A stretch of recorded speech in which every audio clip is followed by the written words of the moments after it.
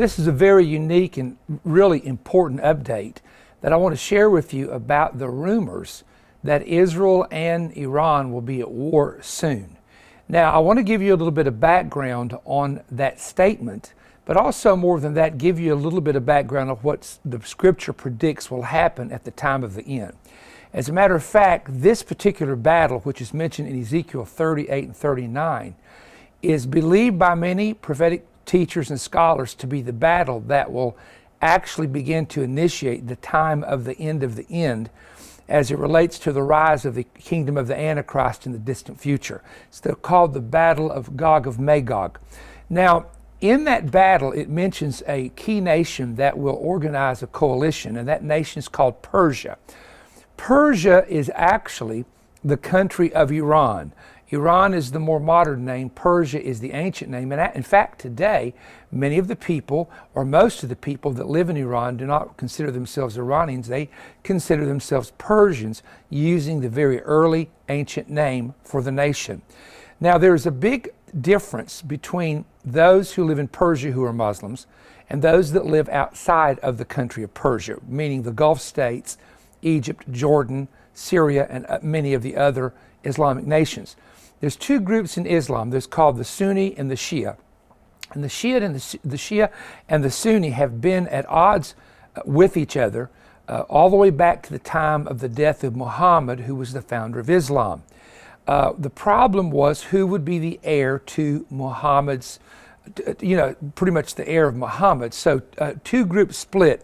One group followed one man, another group followed another man, and they actually began to battle each other for hundreds of years, and there's still a major conflict between the two sides of the Sunnis and the Shia. Now, the Shia Muslims are predominantly in Iran and certain areas that surround Iran, and the rest of the Arab world, I don't know the exact numbers, I've heard 80%, 85% are Sunni Muslims.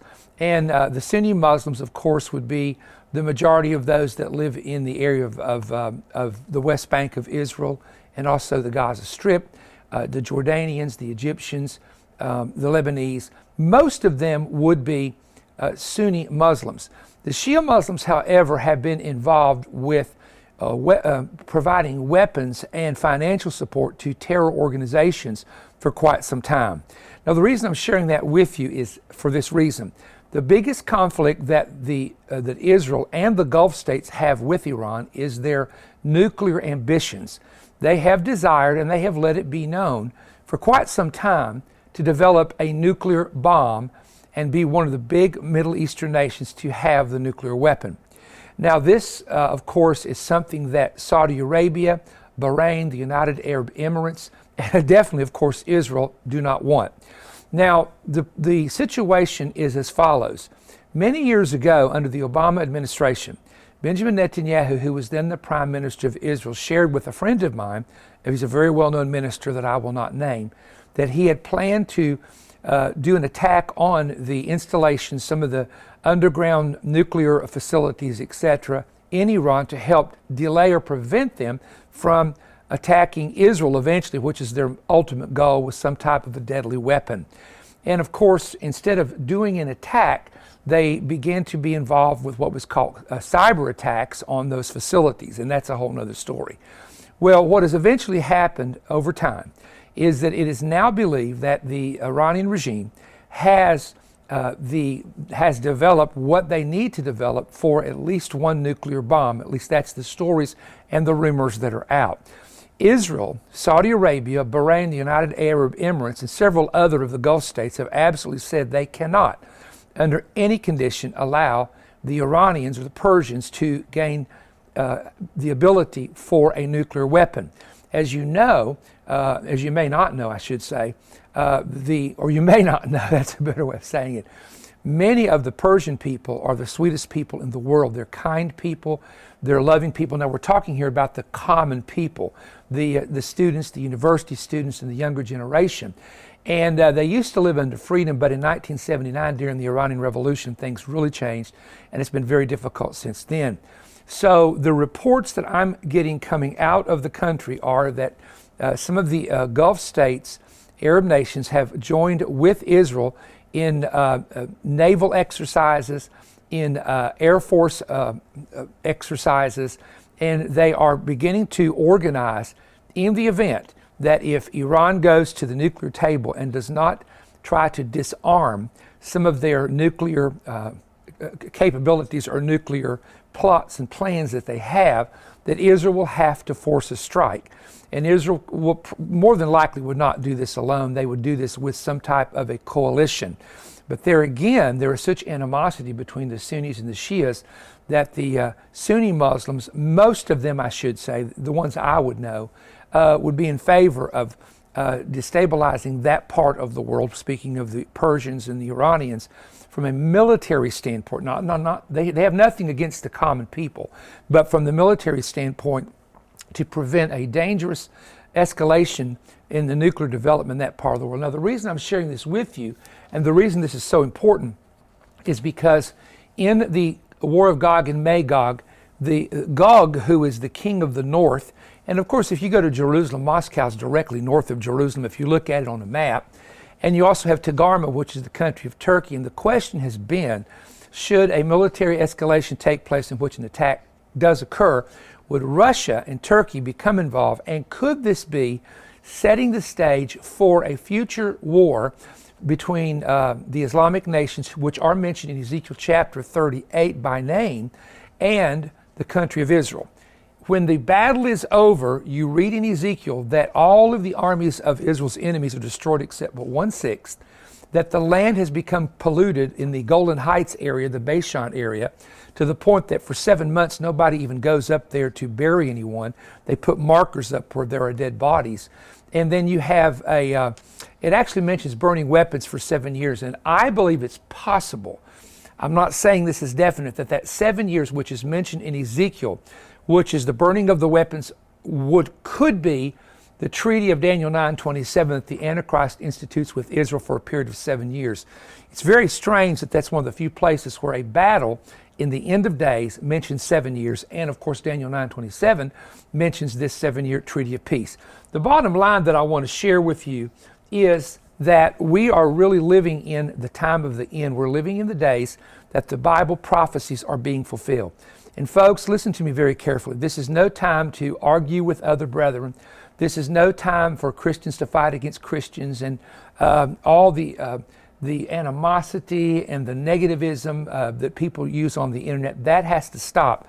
Christians, believers, and people who are patriots, and even conservative moral people, are going to have to start standing together and uniting together as we never have in the history of the United States, for the actual survival of our country. And I know that sounds like, when guys like me preach this, you got people, that's so negative, why can't you be positive? Because brother and sister, if you will read the book of Revelation and the book of Daniel, Matthew 24, Luke chapter 21, and Mark 13, when you get to the time of the end, it is absolutely perilous times, and you're going to have to learn to endure, be patient, to hold up under the pressure, and learn how to walk by faith with the Lord in these last days.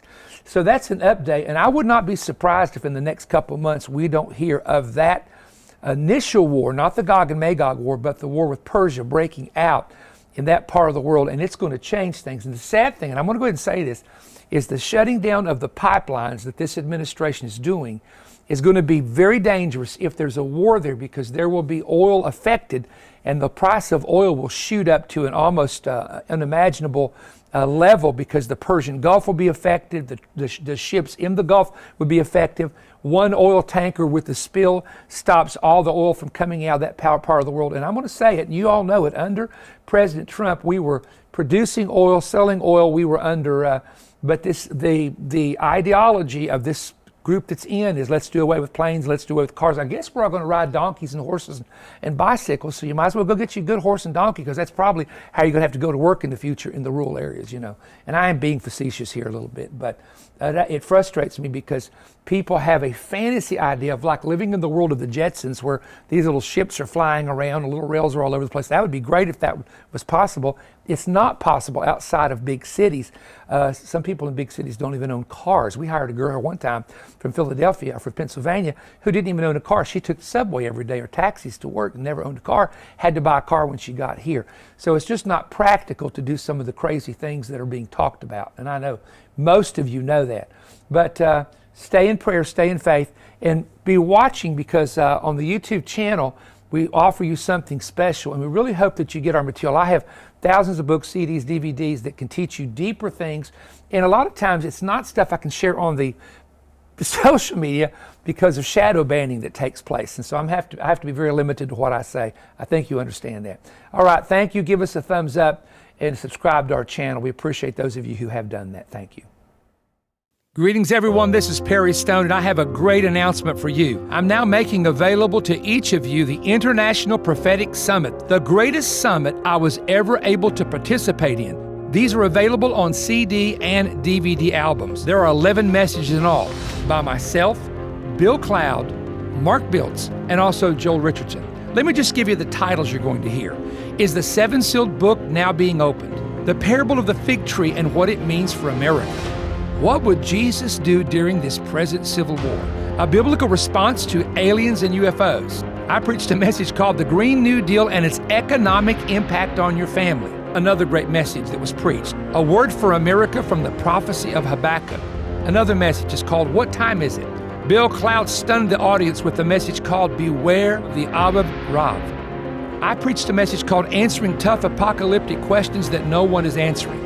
Mark Biltz came back and preached a message called Jeremiah is a Prophet for Our Day. I closed the conference out with this message, Should You Prepare for a Pele Transition? Now I want to say something to you. It is a right now word. They are prophetic. They answer questions. And these are the unedited versions of the message. Now listen to me. On the Manifest telecast, you only get about 20 to 21 minutes of a message. I still have another 40 minutes to preach. Not only that, but we never show the speaker's messages, and sometimes some of the information they share is for certain at-home ears only. It really would be rejected if it was put on social media. So I'm going to tell you how to get this series. If you want to get the CD album, the number is 21PS CD, and it's for $65 or more donation. If you would like to get the DVDs, and can I suggest to you to get the DVDs, because especially with Mark Biltz, they have PowerPoint pictures. I show you pictures in my messages, and people really seem to enjoy that. But the DVDs are offer number 21PS DVD for $95. Now here's how you order.